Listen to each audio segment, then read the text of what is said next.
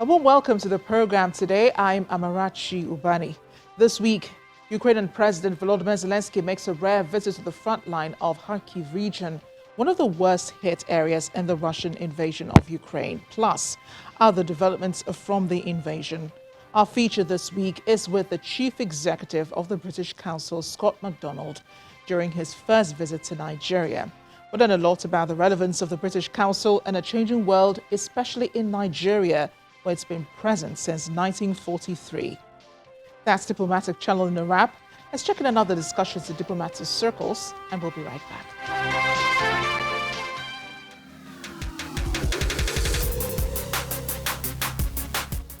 And our relationship. China's State Councillor and Foreign Minister Wang Yi and Niue's Premier and Foreign Minister Dalton Teglagi both met via video on Sunday, with both sides pledging to deepen bilateral cooperation, including on the Belt and Road Initiative.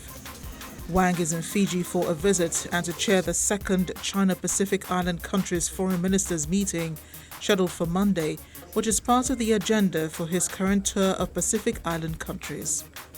During the virtual meeting, Wang said that China and Niue have seen their relations develop smoothly, with mutual respect and support since establishing diplomatic ties, noted that they have established bilateral, comprehensive strategic partnership and signed documents on jointly building the Belt and Road. China has become Niue's second largest trading partner, with bilateral extensive practical cooperation playing an active role in enhancing Niue's socio-economic development and people's well-being. As of yesterday.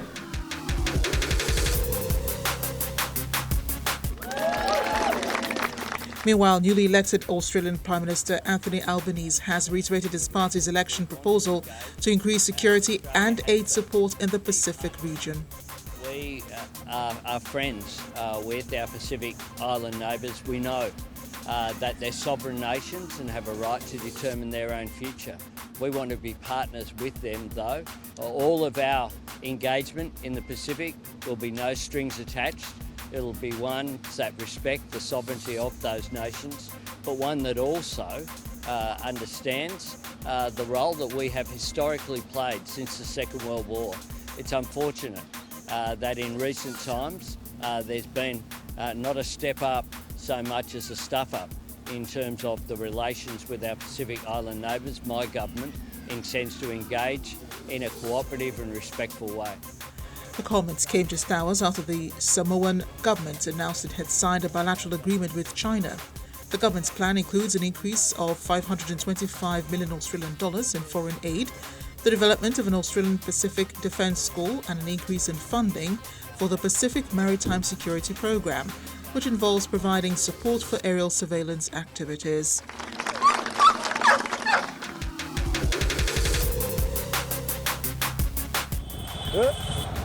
The United Nations High Commissioner for Refugees says more than 70,000 people have been displaced from their homes in North Kivu province in the Democratic Republic of Congo in the past week due to heavy fighting between government forces and the M23 rebels. Some 7,000 of them have taken refuge across the border in neighboring Uganda, while others have sought shelters away from home across the country, including Goma, the capital of North Kivu province, facing serious shortages of food and drinking water. The M23 rebels have been on the offensive and engaged in insurgency in eastern DRC since April 2012. Back in December 2013, the DRC government and the M23 signed a peace agreement in Nairobi, Kenya, but M23 rebels have recently engaged government forces in several parts of North Kivu province. The M23 is a group of former rebels of the National Congress for the Defense of the People. The name came from the March 23, 2009 agreement reached between the CNDP and the DRC government.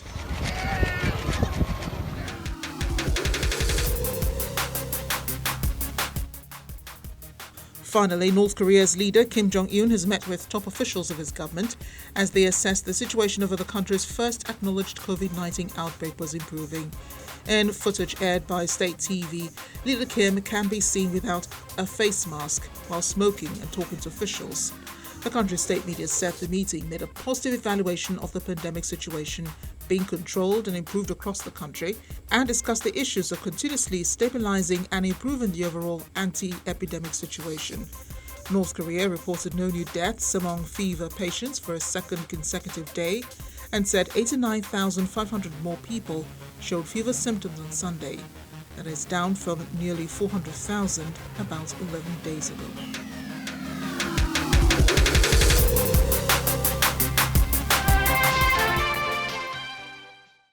Welcome back. President Volodymyr Zelensky on Sunday made a rare visit outside of the country's capital, Kyiv. He was later seen at the frontline positions in the Kharkiv region. He did not go there to join physically in the fighting, but to thank the Ukrainian soldiers for their service and for risking their lives for everyone. It comes as Russia's defense ministry says its missiles have destroyed a large arsenal of Ukrainian army weapons in Kryvyi, the home city of the Ukrainian president.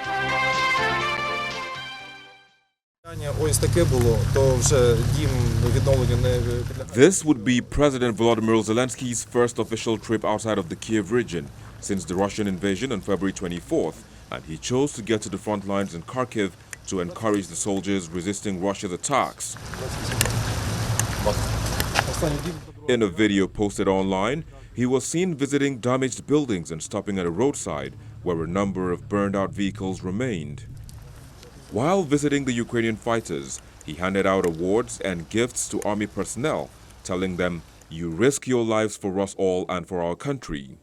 According to the government, 31% of Kharkiv region is currently occupied by Russia, and a further 5% has been taken back by Ukraine, having been occupied earlier.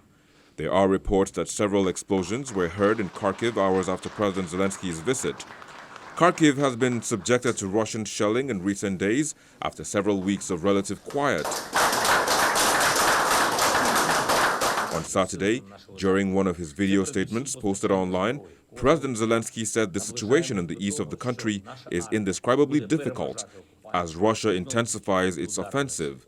He said Ukraine was working to boost weapon supplies and was approaching the point where it would outnumber the Russians both technologically and in terms of its ability to strike. Russian forces stepped up their assault on the Ukrainian city of Donetsk also on Saturday after claiming to have captured the nearby rail hub of Lyman as Kyiv intensifies calls for longer-range weaponry from the west to help it fight back in the Donbas region. But according to Ukraine's defense minister Oleksiy Reznikov, Ukraine has started receiving Harpoon anti-ship missiles from Denmark, arms that will bolster forces fighting Russia's invasion. He says Harpoon short-to-ship missiles will be operated alongside Ukrainian Neptune missiles to defend the coast, including the southern port of Odessa. We're also sending tanks to Ukraine. The British Foreign Secretary Liz Truss says it is legitimate for allies to send tanks and planes to Ukraine and that NATO had to be ready for supporting Ukraine in the long haul. But what we need to make sure is that supply of heavy weapons continues to get to Ukraine. They continue to have our support. And also we're looking at how to upgrade Ukraine to make sure they've got NATO standard equipment. So at the moment, they're using a lot of ex-Soviet equipment. We need to make sure they're able to defend themselves into the future. That's some work that we're currently doing with Poland and Ukraine, but I've also been talking to Jan about how the Czech Republic can be involved in that as well. In other developments, Finland's Foreign Minister Pekka Haavisto says it is important that Turkey's issues with her country's NATO membership is solved before the alliance holds a summit in Madrid at the end of June. Our delegations visited actually Wednesday, both from Sweden and Finland. Turkey had a good negotiations there, long negotiations, agreed to continue those talks, and of course we rely on NATO open door policy, which is also supported by Turkey, and we think that these problems can be solved, that which Turkey has been raising, and it's probably very important that some results could be achieved before the Madrid summit, which is an important moment for NATO and also for us as applicant countries in the end of June. U.S. Secretary of State Antony Blinken says Russia has only helped in strengthening Ukraine's independence. The decisions by Finland and Sweden continue the trend that we've seen since President Putin launched his war of aggression, in which he failed to achieve a single one of his strategic aims. Instead of ending Ukraine's independence, President Putin has strengthened it. Instead of asserting Russia's strength, he's undermined it. Instead of dividing NATO, he's united it, and now pushed more countries to apply to join.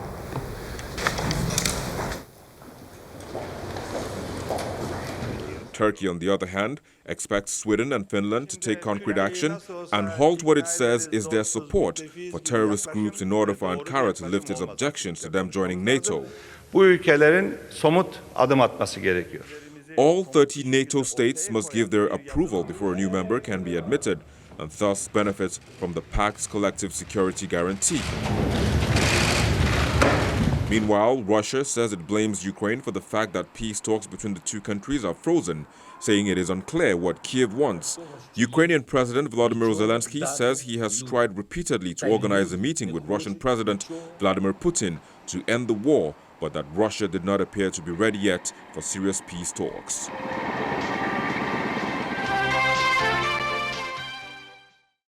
And now to our feature interview. As you may already know, the British Council was established in 1934, but has been established in Nigeria since 1943. Present in at least 16 cities, with 3 of Africa's 15 largest urban areas being present in Nigeria. You may know the British Council mainly for education, especially in the UK, and for the creative arts, but there's a lot more they're doing in Nigeria, as we will soon hear from the Chief Executive, Scott MacDonald, who paid a brief visit to Nigeria a couple of weeks ago. Mr. Scott MacDonald, welcome to Lagos, welcome to Nigeria. So, what do you think? So my main impression is that Nigerians do nothing by half. So everything I have done has been on a big scale with lots of energy, lots of ambition, and I've loved it. I've loved every minute of the week. And why are you here, really? The British Council has been operating in Nigeria for 78 years. We've been working, our purpose is to build connections, understanding, and trust between the people of Nigeria and the people in the UK. And I've come to see what we're doing on the ground, what we're doing in education, what we're doing in arts and culture, what we're doing in our exams and English businesses, see how the team is. I've come to meet partners, which include our partners across the sectors, lots of people in the government, and I've come to meet the beneficiaries and talk to some of the students we have taught or the schools we've worked with, some of the people who've used our programs to get educated and then gone on to be successful in life, or some of the government partners who we've run programs with. So there is a general need for global understanding, and with the way the world is going, there is a lot of misunderstanding in the world. How does the British Council help to cut up some of these misunderstandings between Nigeria and the UK? The UK and Nigeria has a long and strong relationship, but it's had its ups and downs and goods and bads over the years. I mean, the British Council's purpose is actually quite clear. It's in the people-to-people relationships. And the people in Nigeria are smart and ambitious, and they're not going to want to work with us unless we can demonstrate that what we do is good for them and good for the people in the UK. So if we're organizing exchanges or other programs, I mean, we're very clear about why it's good for both countries and why we need to work in partnership. Government relations go on through time, but they're always quite volatile because the governments in every country have short-term cycles. So whether it's 3, 4, or 5 years, they have policies, then the government changes, and then the other country has policies and the government changes. And sometimes you get a nice mix, and sometimes you don't. The British Council's job is to sort of think long-term and do things that are beneficial for both countries and build long-term trust. So the Nigerian partners we have and the people we work with should think we're always here. We're not short-term going like this. We're always thinking about the long-term and trying to build relationships through the tools we have in education and culture. And I think you mentioned, the world's a bit volatile right now in many places. And I think all that means for us is it's even more important, because most of those situations happen when trust breaks down. So the more we can do to build trust, that it should contribute to peace and hopefully prosperity. My interview with Mr. MacDonald continues after the break. Please stay with us. Let's get back now to the conclusion of my interview with Mr. MacDonald. And there is also a lot of unemployment in the world. I mean, I think even the British economy has been recording red numbers recently. The unemployment rate is high, even here in Nigeria. How is the British Council also helping with this? Yeah, so unemployment is one of the biggest issues in Nigeria, and if we could make progress, reducing the unemployment, it would probably affect many of the other challenges Nigeria has. They're not the only one. The whole world is facing similar challenges to some degree. So we try and shift a lot of the work we do here in all of the areas I talked about towards filling skills gaps and generating employment directly. So I'll give you a few examples. In our arts and culture work, where we work across all the various arts sectors, whether it's dance or architecture or painting or film, there are many things we could do in terms of connecting and events and stuff and things like that. What we focus a lot on is teaching the practical skills around the creative economy so that people can build businesses, employ others, and actually be successful in the business and practicalities of the creative economy. That's one example. In our education work, there are all sorts of things we do around employment. But the one I really like is we have a project called Innovation for African Universities, and it's a grant-funded program by us where we link up universities in Nigeria with universities or organizations in the UK, and the whole focus is on innovation and entrepreneurship. So they're supposed to teach people the skills, again, to build businesses and employ other people. And I think for Nigeria, given the sort of energy and ambition, this entrepreneurship focus is incredibly important. So we try and shift all of our programs a little more that way.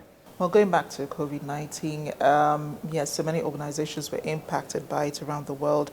I know that the British economy was greatly impacted by that as well. How has the British Council navigated around COVID, and what was the experience? So I think it's very fair to say we've had a really tough couple of years because most of the work we did historically has been face-to-face, whether it's teaching, exams, supporting education, or arts and culture events and convening people. And all of a sudden we were in a different world. And we should have been faster many years ago with digital solutions and answers. We've done it now, but we kind of did it in the pandemic. But that meant that all of a sudden our whole organization was in deep trouble because we had to change the way we did everything, like a lot of other people, but it affected our financial model enormously. This happened at a time when governments around the world, including the UK, are under pressure on financing because COVID was expensive, and we now have a cost of living crisis in the UK as well. So our government finances are under pressure as well. So we've had to manage through that, and we've had to really focus what we do on the things we think are most valuable, and we've had to shrink a little bit as the British Council overall. But I think now we're sort of coming out of that. We're in a pretty good spot. We've got a much better technology-enabled digital platform now. And I feel good about the next couple of years, but it's been a hard couple of years, and our people have worked incredibly hard, I think done a nice job. And I know it's been hard for the whole world. It's not just the British Council, but our business was particularly affected. But did it affect staff employment, though? I mean, did you have to let go of some people? Yes, in that whole process, I mean, we have a certain amount of income that comes in from government, from partnerships, and from the businesses we run, like exams and English. And that whole package shrunk. And like any organization, we had to shrink the size of the British Council to align with that income. So we are now smaller than we were 2 years ago.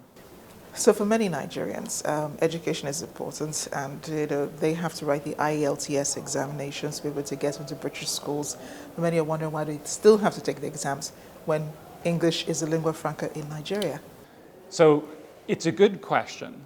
I mean, I would say governments, universities, and professional bodies around the world set the rules about who needs to take exams and for what reasons.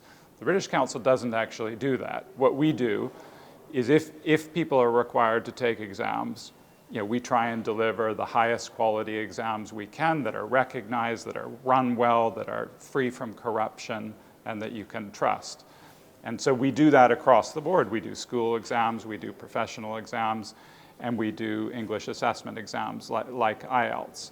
I think it's a fair argument to say, you might want to argue that some of these are unnecessary, and if governments around the world change the rules for immigration or universities change the rules for immigration, we will have no more need to do exams. But until they do, our job is to do the best exams we can. So I know that, well, to many Nigerians, British Council is synonymous with education, but there's a lot more you do in the country, right?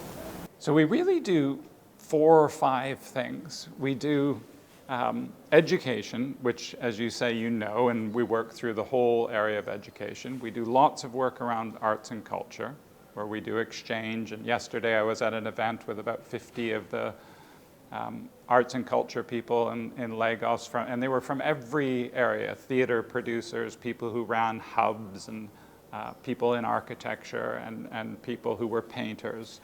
And they all, they use us as a network to meet each other, to link into the UK. We can provide space for them. We can provide training, like I talked around before, around the creative economy. So that's another piece. We do the whole exams piece I mentioned. We do English language teaching, but not so much in Nigeria. And we also have a stream of work in Nigeria around peace, conflict resolution, and stability that we've done for many years with the support of the UK government and the EU. And we've run various programs there, or delivered various programs for the EU in particular. So climate change is another issue right now, and I know that, everyone seems to be talking about it. What is the British Council saying about this? So we try and stay focused at the British Council at the things we're good on, and we're not climate scientists, and we're not economists around how you can raise money to support what we need to do against climate change. What we are, though, is experts in how to drive change in ideas through society, which normally happens through education and arts and culture. So what we've tried to do in our traditional education and art and culture programs is build in a whole layer on climate.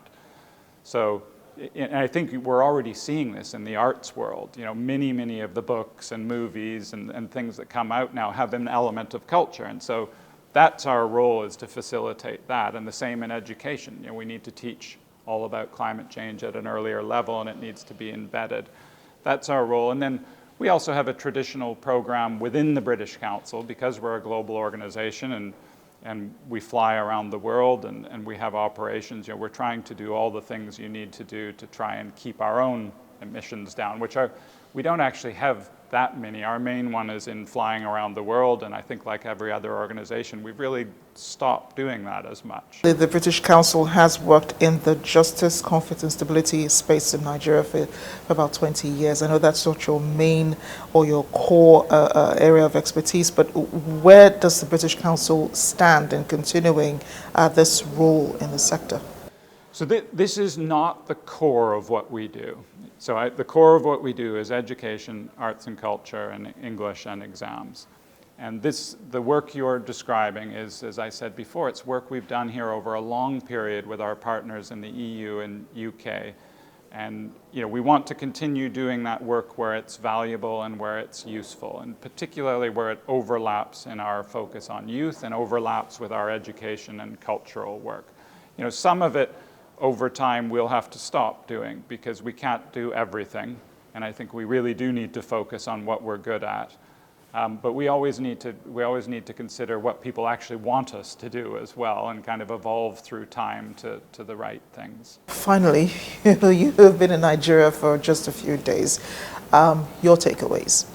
I think it's a combination of, there's so much energy and ambition here, combined with complexity and challenge. And it's a bit overwhelming being from the outside, because everyone I meet has huge desires for what they want to do, what they want to accomplish, and what can be accomplished. And that's really energizing to see.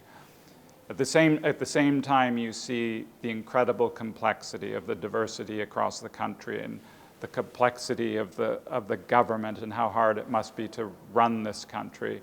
And some of the the equality challenges across the country are immense. And there is a way through all this, but it's a hard one, I think. Mr. Scott MacDonald, it's been a real pleasure speaking with you. Thank you. Thank you.